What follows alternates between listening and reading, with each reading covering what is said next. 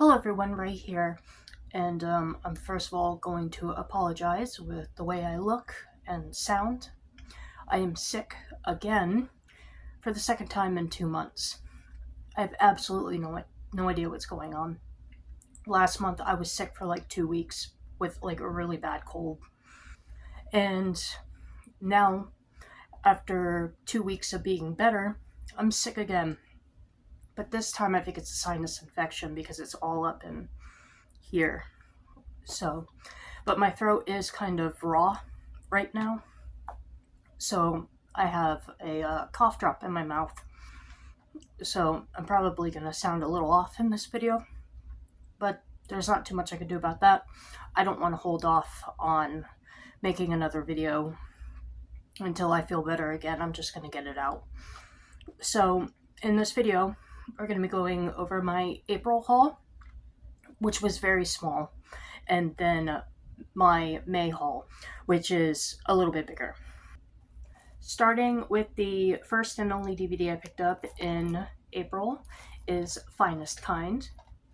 I picked this up because this had a lot of good reviews and a lot of interesting reviews, so I wanted to check it out.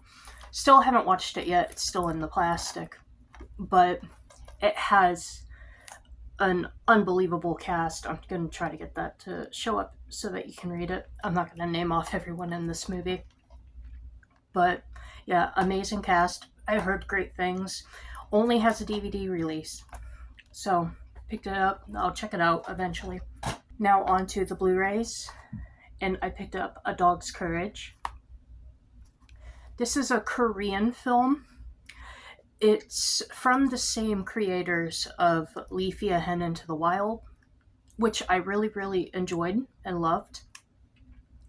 I have the Korean version of Leafy A Hen Into the Wild because when it was released in America, it was edited so much to make it more child-friendly, when originally the movie was not child-friendly.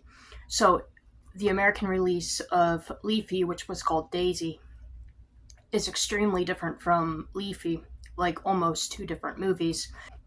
But with this one, the American release is the same movie, actually. They really didn't edit anything out of this one. So we got a more faithful adaptation of this movie. This movie is called something different in Korean. I can't remember the title, but in America it was called The Dog's Purpose. Now this movie was getting harder and harder to come by. I believe it's out of print, and the price for this movie was getting higher, so I wanted to pick it up before it got too high. I did watch this, and I liked it up to a point. The movie was good pretty much all the way through. It was the ending that threw off the movie completely. But this is a very sad story about this dog here. I'm forgetting his name, but he was abandoned by his owners onto the streets, and then he finds another pack of dogs who were also abandoned, and they come together and try to find a place to live that's away from human society because the humans treat them quite poorly. And along the way, they run into a lot of hardships. There's a lot of death in this movie too. So yeah, very sad movie, but it's a good movie. I really liked it. Like I said, up until the last 30 minutes of the movie. That last 30 minutes of the movie could have been cut out. It didn't need to be in here. But a good movie. I recommend it if you get the chance. And the last movie I picked up in April was The Planet of the Apes. This is Tim Burton's Planet of the Apes, and yeah, I do have to agree, probably one of the worst Planet of the Apes movies. But overall, I do kind of like this movie. It's very different from other Planet of the Apes movies because, like, in this movie, the humans are not considered animals. They are still a people, very intelligent, can speak, and it's just a movie about the apes enslaving the humans because the apes are afraid of the humans because the humans have once enslaved them. So yeah, it's a very different kind of Planet of the Apes. But like I said, yeah, it is like one of the worst. But I love the concept of Planet of the Apes, and I guess I could consider this a guilty pleasure of mine. And speaking of Planet of the Apes, I did go see Kingdom of the Planet of the Apes in May, and I really, really liked the movie. Kingdom of the Planet of the Apes is a continuation of the Caesar trilogy, but it takes place like 300 years after the events of Caesar. So it was a nice setup, a really good setup for a new trilogy that they're trying to build up. And from what I heard from the creators of this Planet of the Apes series, they actually in total want to make, I think, 8 movies. So we can expect a whole nother trilogy after this new current trilogy that's coming out. Anyway, yes, I really enjoyed the movie, and I went all out at the theater too. I even went ahead and bought like all of the Planet of the Apes like merch they had. So on this cup right there, you have Noah riding his horse with his eagle. I think the eagle's name was Sun, if I'm remembering the movie correctly. Anyway, yeah, this is a pretty cool cup. I also went ahead and I got the Planet of the Apes popcorn thing too. And right here we have Noah with his eagle. And it's cool because on this side we have Proximus. And I think Proximus would be my only gripe about the movie. He's the villain of the movie, yet he's not in the movie a lot. His time in the movie is very, very, very short, and I think we could have done more with him because, like you all probably know, I am very much a villain girl. I tend to like the villains more than the heroes in movies, and I absolutely loved Proximus, and I just wanted more of him. So yeah, that would be my only gripe about the movie. But yeah, I got this popcorn bowl too. It's made of tin. Yeah, really cool. So yeah, I went all out for that movie. And I'm excited for the next 2 movies to be a part of that trilogy. I don't know what they're going to do with the other 3 movies, the next trilogy, but I look forward to it. Like I said, I'm a sucker for Planet of the Apes. I love the concept. It's one of my favorite stories. Now on to the movies I picked up in May. And the only DVD I picked up in May is Skinwalkers. Now, I picked up this movie because it's a Rona Mitra movie. Rona Mitra's in this movie. This movie doesn't have great reviews. It also doesn't have a Blu-ray release. But there were a few odd out reviews that were actually stating that this movie isn't as bad as people make it out to be. So, I don't know. I'll give it a try. Like I said, I haven't watched it. I really don't know what it's about. I've only seen a few clips here and there. And it's interesting because some things I read about this movie, they were saying it's a vampire movie. It's actually not. It's a werewolf movie. I had a couple of bootlegs made from my new bootleg maker, and I absolutely love and adore his bootlegs. I mean, I think sometimes they're better than the real thing. I got a Fallout Season 1. But see, this is what I love about his bootlegs. Like, he actually... And this is, like, good paper. But yeah, he makes internal arts. And he also does up the disc. So, I like Fallout. I played almost all the Fallouts. I think the only Fallout I haven't played was the very, very first one. But I've played every Fallout that's come out. And I wanted to check out this show because a lot of people said it was really good. I actually did. I watched this entire season, and I enjoyed it for what it is. I mean, it's a comedy drama, which was an interesting choice for Fallout, and actually I think it worked very well. Fallout, in general, is such an absurd an absurd concept. And them turning it into a comedy was actually pretty smart, and it worked. I really enjoyed this, and that's coming from somebody who plays Fallout. I mean, I know a lot of people came out and said that this series is complete trash. Now, I don't know if they're fans of Fallout or not, but me as a Fallout player really enjoyed this. I think Lucy was my favorite character. She was just so naive, and it's because she's a vault dweller. So when she comes up to the surface, she's in her mind, she's thinking everyone's nice, everything's okay, and then she goes up to the surface and just everything is not okay. And so she's like extremely shell shocked. But yeah, but because of that, she's actually like one of the funniest characters in the show, so I like her. And I also liked the Ghoul. The Ghoul was another really good character. And there's a third character that this series follows, Maximus. I like Maximus too. He's probably my least favorite of the three main characters, but Maximus was also a pretty complex, well-built character. Maximus is a bit more selfish, looking out for himself, trying to climb the ranks of the Brotherhood to, find a purpose in life, in a life that's just horrible because of nuclear bombs, like, just radiating the top of the planet. And the Ghoul is a very complex character, too. And he seems very mean, because he's very mean and rude, especially to Lucy, who he takes as a prisoner. But he has his reasons, and I think when season 2 comes out, we're going to get more of the Ghoul, because the Ghoul was more shrouded in secrecy.